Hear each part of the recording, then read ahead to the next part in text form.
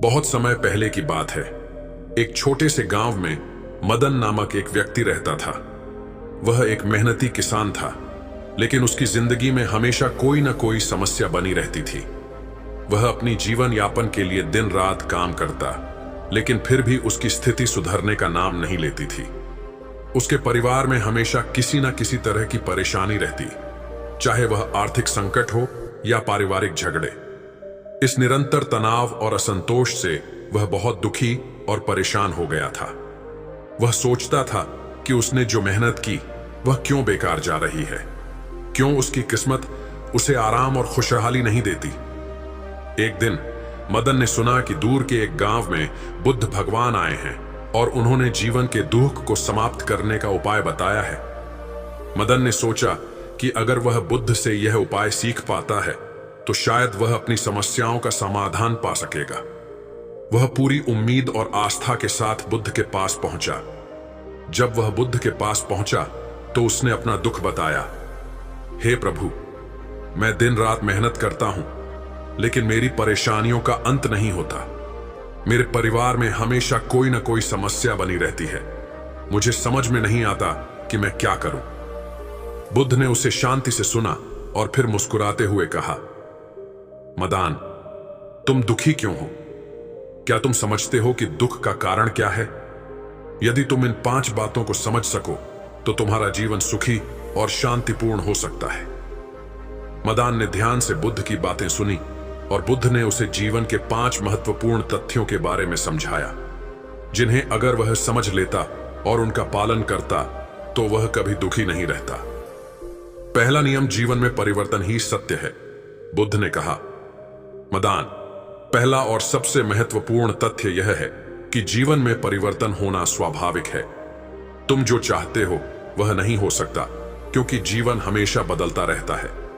तुम्हारे परिवार की समस्याएं, तुम्हारी कठिनाइयां और तुम्हारी स्थिति हमेशा स्थिर नहीं रहेंगी। जैसे एक नदी हमेशा बहती रहती है, वैसे ही जीवन भी निरंतर बदलता रहता है। अगर तुम बदलाव को समझ पाओ और उसे स्वीकार कर सको तो तुम बहुत कम दुखी रहोगे। मदान ने सोचा, यह बात सही है। मैंने जो हमेशा एक ही तरह की स्थिरता की कामना की थी वह सही नहीं थी। जीवन में बदलाव ही है और मुझे उसे स्वीकार करना चाहिए। दूसरा नियम, दुख का कारण इच्छा है। बुद्ध ने आगे कहा, दूसरी बात यह है कि दुख का मुख्य कारण हमारी इच्छाएं और तृष्णाएं होती हैं। तुम चाहते हो कि सब कुछ तुम्हारे मुताबिक हो, लेकिन जब चीजें जैसी तुम चाहते हो वैसी नहीं होती तो तुम दुखी हो जाते हो। तुम्हारे भीतर एक लगातार इच्छा रहती है कि सब कुछ अच्छा हो, लेकिन जीवन में हर समय ऐसा नहीं हो सकता। अगर तुम अपनी इच्छाओं को नियंत्रित कर पाओ और समझ सको कि इच्छाएं कभी पूरी नहीं होती तो तुम्हें दुख कम होगा। मदान ने इसे गहरे से महसूस किया। वह जानता था कि वह हमेशा और अधिक चाहता था, और जब वह नहीं मिलता तो वह दुखी हो जाता था। अब उसे यह समझ में आया कि इच्छाओं को कम करना ही सुख का रास्ता है। तीसरा नियम, कर्म का फल मिलता है। बुद्ध ने तीसरी बात यह बताई, कर्म का फल हमेशा मिलता है। अगर तुम अच्छे कर्म करोगे तो अच्छे फल प्राप्त होंगे, और अगर बुरे कर्म करोगे तो बुरे फल आएंगे। तुम्हारी मेहनत और अच्छे कर्म तुम्हें हमेशा फल देंगे, भले ही वह तुरंत न दिखें। इस समय तुम्हारी स्थिति जैसी भी हो, अगर तुम अच्छे कर्म करते रहोगे तो तुम्हारा भविष्य अच्छा होगा। तुम्हारी वर्तमान कठिनाइयों का कारण तुम्हारे पिछले कर्म हो सकते हैं, और जो तुम आज करोगे वही तुम्हारा भविष्य बनाएगा। मदान ने यह समझा कि जो कुछ भी हो रहा है वह उसके कर्मों का परिणाम है। उसे अपनी मेहनत और अच्छे कर्मों पर विश्वास रखना चाहिए, क्योंकि वे अंततः उसे सुख और शांति देंगे। चौथा नियम, आत्मज्ञान से शांति मिलती है। चौथी बात बुद्ध ने यह बताई, जब तुम अपने भीतर के शांति को समझ पाओगे और आत्मज्ञान प्राप्त करोगे तो तुम्हारे जीवन में शांति आएगी। बाहरी परिस्थितियां तुम्हारे भीतर की शांति को प्रभावित नहीं कर सकती। जब तुम खुद को समझ पाओगे और अपनी अंतरात्मा की आवाज सुन सकोगे तो तुम अपनी समस्याओं का समाधान खुद ही ढूंढ पाओगे। अपने भीतर के शांति को जानो, क्योंकि वही बाहरी शांति का आधार है। मदान ने सोचा, यह सच है। मैं हमेशा बाहरी चीजों को बदलने की कोशिश करता हूं, लेकिन मैंने कभी अपने भीतर की शांति पर ध्यान नहीं दिया। अगर मैं आत्मज्ञान की ओर बढ़ूं और अपनी अंतरात्मा को समझूं, तो मेरी समस्याएं हल हो सकती हैं। 5वां नियम, ध्यान और संयम से जीवन शांतिपूर्ण बनता है।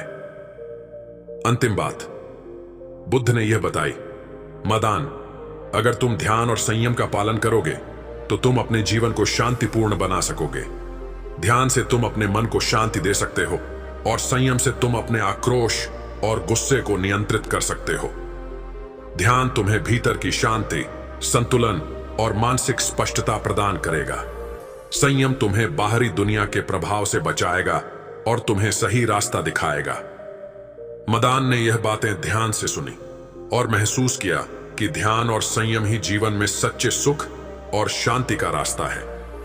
उसे यह समझ में आ गया कि उसे अपनी मानसिक स्थिति को नियंत्रित करने के लिए ध्यान की आवश्यकता है। मदान ने बुद्ध से यह 5 बातें समझी और उन्होंने अपनी जीवन शैली में इनका पालन करना शुरू किया। धीरे धीरे उसकी स्थिति सुधरी और उसे सुख, शांति और संतोष की अनुभूति होने लगी। उसने महसूस किया कि जीवन के दुख का मुख्य कारण अपने भीतर की अशांति, इच्छाओं का अधिक होना और कर्मों की समझ की कमी थी। जब उसने इन 5 तथ्यों को अपने जीवन में उतारा, तो उसकी जीवन यात्रा में बदलाव आया और वह कभी भी दुखी नहीं रहा। तो दोस्तों, उम्मीद करता हूं कि आपको यह कहानी वीडियो पसंद आई होगी। ऐसी और कहानी वीडियो पाने के लिए the Binu B story channel को सब्सक्राइब करें और वीडियो को अपने दोस्तों के साथ शेयर करें। मिलते हैं फिर किसी एक और नई कहानी वीडियो के साथ। तब तक अपना ख्याल रखें।